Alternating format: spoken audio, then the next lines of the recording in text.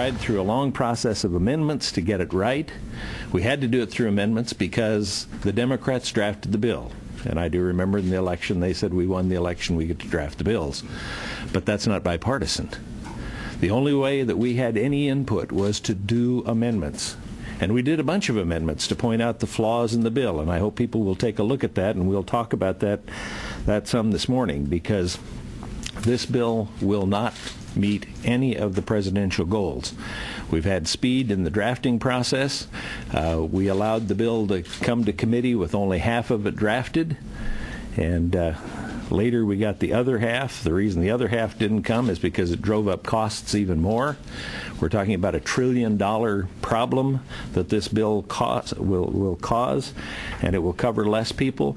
It's also a travesty for small business. I have some other people here that will cover a number of these issues. But the bill fails what it was set out to do. I hope there's still a chance to correct it for the sake of Americans. They need to have insurance. They need to be covered when they have pre-existing conditions. They need to have portability. We had 5 Republican bills that answered all of the things that the president said, all of the goals that we set out. And we had to do those through amendments, and they were virtually turned down. It was kind of the impression we got was that if it was suggested by a Republican, it has to be bad. And that's bad for America.